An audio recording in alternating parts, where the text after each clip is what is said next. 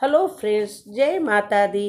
कैसे हैं आप लोग? हेलो फ्रेंड्स, एक बार फिर आपका स्वागत है हमारे चैनल में।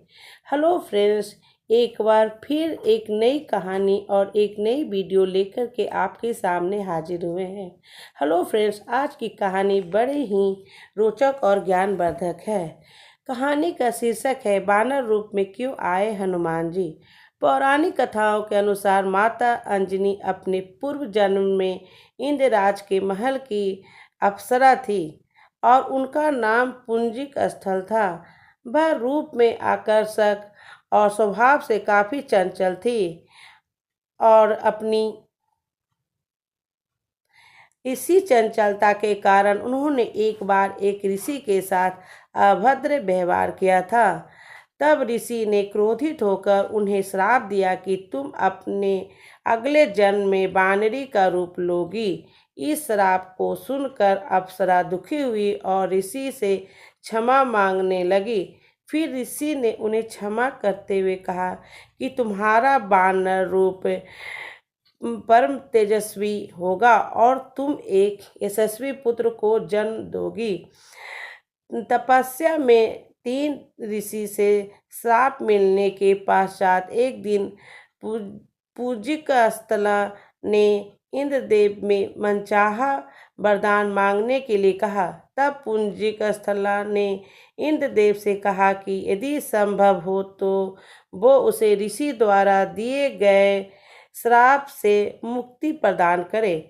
इंद्रदेव के पूछे जाने पर पुंजिक स्थला ने बताया कि मुझे प्रतीत हुआ है कि वो ऋषि एक बानर है और मैंने उन ऋषि पर फल फेंकना शुरू कर दिया, परंतु वो कोई साधारण बानर नहीं अपितु परम तपस्वी साधु थे। मेरे द्वारा तपस्या भंग होने के कारण उन्होंने मुझे श्राप दिया। जब भी मुझे किसी से प्रेम होगा तो मैं बानर का रूप धारण कर लूँगी। मेरा ऐसा रूप होने के बाद भी उस व्यक्ति का प्रेम मेरे प्रति कम नहीं होगा। इंद्रदेव ने पूरा वृत्तांत सुनने के बाद कहा कि तुम्हें धरती पर जाकर निवास करना होगा। वहाँ तुम्हें एक राजकुमार से प्रेम होगा जो तुम्हारा पति बनेगा। विवाह के पश्चात तुम शिव के अवतार को जन्म दोगी और फिर तुम्हें इस श्राप से मुक्ति मिल जाएगी। इंद्र के वचन सुनकर पुंजिक स्थला अंजनी के रूप में धरती पर निवास करने लगी। उसे वन में एक बार एक युवक दिखा जिसकी ओर वो आकर्षित हुई। जैसे ही उस युवक से अंजनी को देखा, अंजनी का चेहरा बानर का हो गया। अंजनी ने युवक से अपना चेहरा छुपाया। जब युवक उनके पास आए तो अंजनी ने कहा, मैं बहुत बदसूरत हूँ।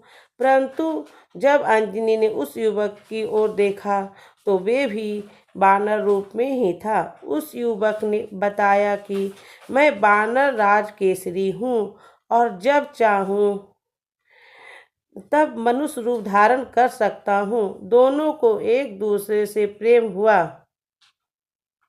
है। कुछ समय पश्चात जब दोनों संतान सुख से वंचित रहे, तब अंजनी मातंग ऋषि के पास पहुंची और अपनी पीड़ा बताई। तब मातंग ऋषि ने उन्हें नारायण पर्वत पर स्थित स्वामी तीर्थ जाकर 12 वर्ष तक उपवास करके तप करने के लिए कहा।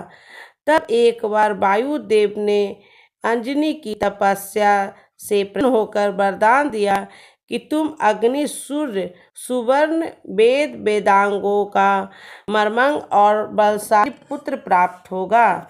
यह वरदान प्राप्त होने के पश्चात वे शिव जी की तपस्या करने लगी। तब शिव जी ने प्रसन्न होकर उन्हें वरदान मांगने के लिए कहा। तब अंजना ने ऋषि द्वारा मिले श्राप के विषय में बताते हुए कहा कि इस श्राप से मुक्त होने के लिए मुझे शिव के अवतार को जन्म देना है। इसलिए कृपया आप बाल स्वरूप में मेरे गर्भ से जन्म ले।